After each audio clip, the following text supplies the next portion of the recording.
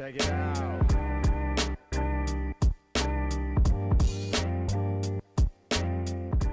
Well, one of the biggest reasons, I can think of at least 5 important reasons why fathers set the foundation and early importance for reading and rituals.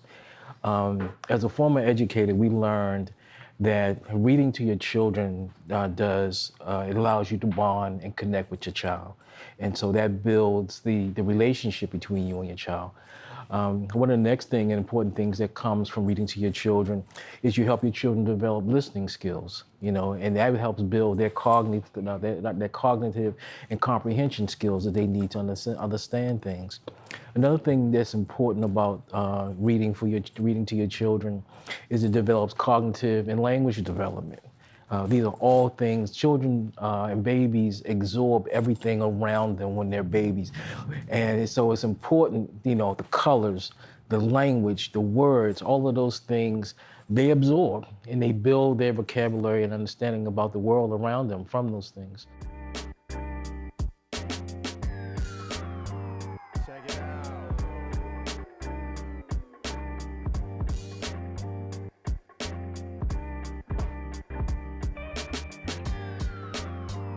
Check it out.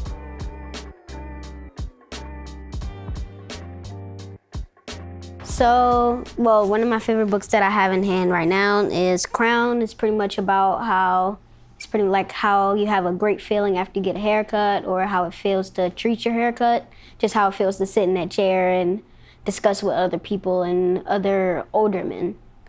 And some of my other books are Dogman, which is a comic that I like. I like to read comics, a lot of fictional and cartoons and things like that. Some of my favorite books are Who Was Aretha Franklin and Big Bad Ironclad. So Aretha Franklin is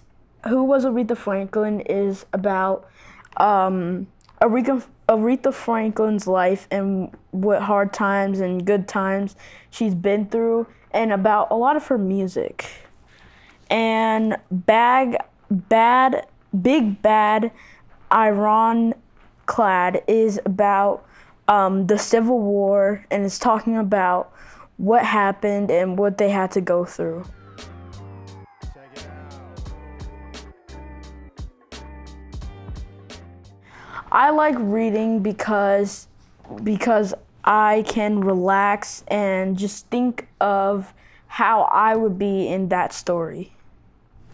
Why I like reading that's another reason why I like reading fictional books, is like I go into my own world. If I just sit in my room, laying on my bed, reading a book, I would go into my own world and like I'm in the story. I'm not just reading it, like walking by them if they're doing something. I'm actually in the book.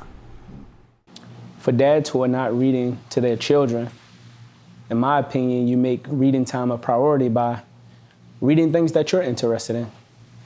I know for me, it might be picking up a sports catalog, Sports Illustrated, reading about your favorite player, reading about your favorite sports team, maybe a favorite pastime. But then, things have to change where you then see what your kids are interested in. And, maybe it's a superhero. Maybe it's a fiction story. But you start to pick those things up, and it becomes quality time versus reading. I know for me, my sons, they're really into like Cocomelon, and my youngest son, he's learning the alphabets. And so I always try to give him books that's going to teach him the language, but it's also fun because I get a chance to play out those roles of, specific characters. And so it's not like you're actually reading, it's more like you're spending quality time and you're just being a dad.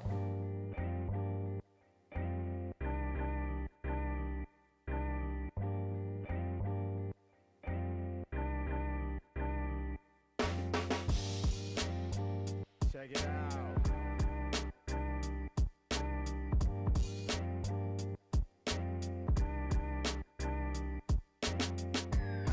I think that reading is very important in our household because unlike technology, a lot of times messages are fed through technology, but when you read, you use your imagination. I think it's not only good for using your imagination, it's also good for building your vocabulary. And it's also a good way for us to connect, as father and daughters. Say we read one of these books like Hidden Figures.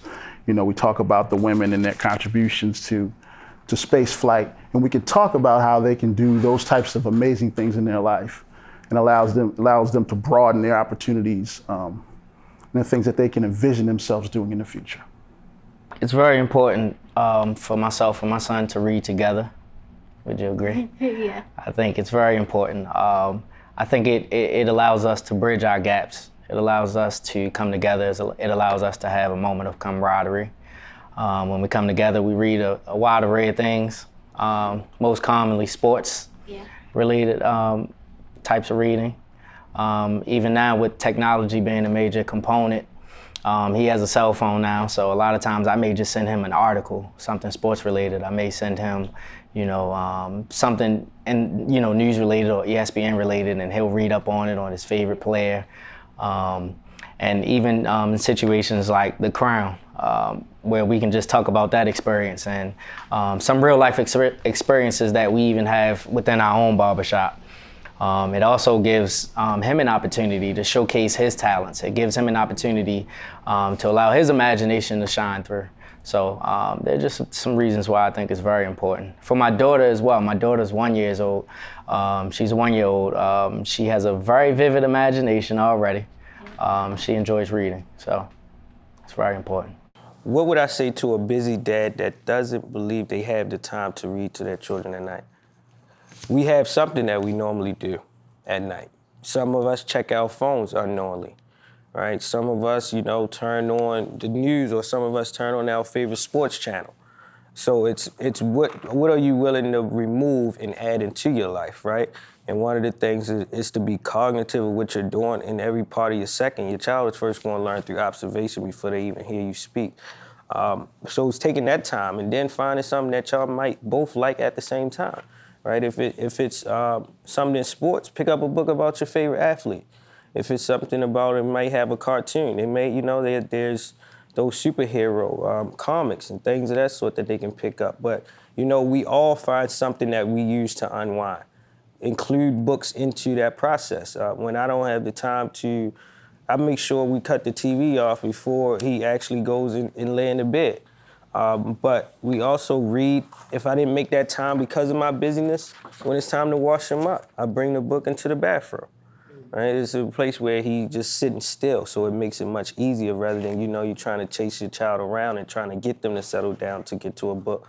Allow them to become restless and then use the book to bring them closer into sleep time.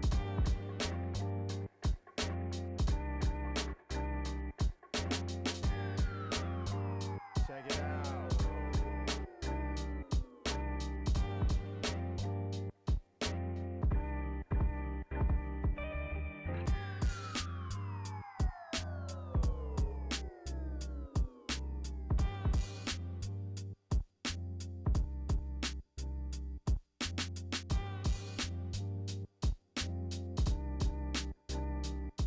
I really like fiction. I like Lion, Witch in the Wardrobe, Narnia, those types of things. And then also during that time, I was getting introduced to Black history, learning about Malcolm X, learning about Martin Luther King. And I guess like sometime in my preteen or teenage years, there's a couple books that changed my life. One of them was the autobiography of Malcolm X and Sundiata. Sundiata was one of the ones that I remember because it talked about an African king and how strong he was and how I saw myself, strong as Sundiata and being able to amass a large amount of wealth and it just opened the possibilities in my mind. So those are a couple of books that I really, really enjoyed when I was younger. Me, myself, I was really into Greek mythology. As a child, I still am, well-versed in Greek mythology. I'm actually a member of Alpha Phi Alpha Fraternity Incorporated. Yes, sir. And my line name is actually Apollo, the Greek god of the sun. So it kind of all came back full circle. But I was definitely into Greek mythology a lot. I found myself reading into a lot of Greek mythology. And my grandmother She was a very avid reader, and she kind of imposed reading on me a lot. So I found myself not just out of pleasure, but out of necessity. My grandmother would strongly suggest that I read a lot of African American novels, a lot of kind of like books about African American history. Several times a week, I would have to learn about at least one African American in history, and kind of give her a short report, so to speak.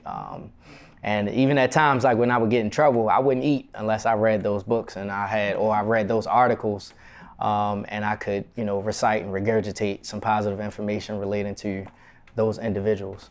And even now, it's come full circle with my son. He actually has those African American flashcards, and we read those. I think I have them here, or they're somewhere around here.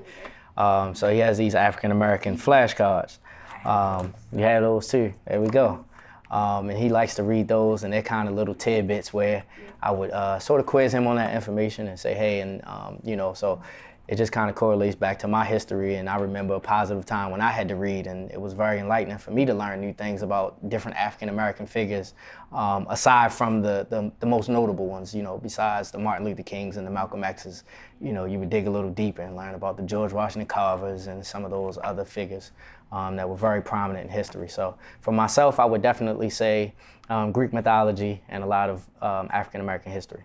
I think that, increasing families' access to books, specifically as it relates to what the city can do as an entity, as a government, systems, is to really take advantage of the variety of Black authors that we have in Baltimore. I mean, whether it's your Aaron Mabins, your Kondwanis, or your D. Watkins, or your David Millers, or your Lamar Shields, and really push them at the forefront, make reading a cultural thing, right?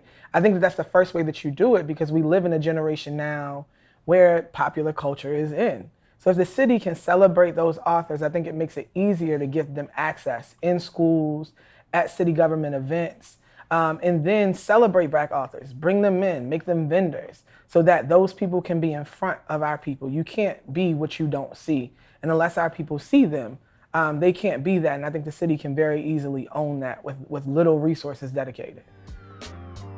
Check it out.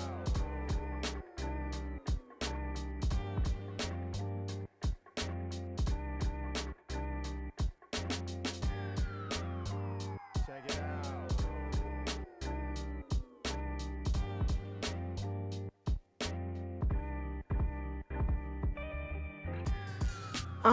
I'd probably say you can still read. You can read things that are interesting to you. You don't have to read everything that everyone else is reading. And some people think, oh, just because I didn't like one book, I'm not gonna like the rest. I'll just say, just try out another book.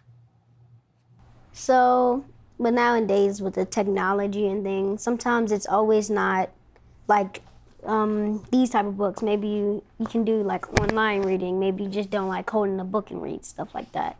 Like a lot of for my schoolwork, I do online reading. I like to read a lot of novels online. And maybe it's just a different type of reading that you like. I would say read your own type of books that you really like, or if you don't really like doing them by hand, do them online. Because sometimes if you do them online or hand, you can start to get an imagination, like that you're in the book and you're feeling what that character is feeling.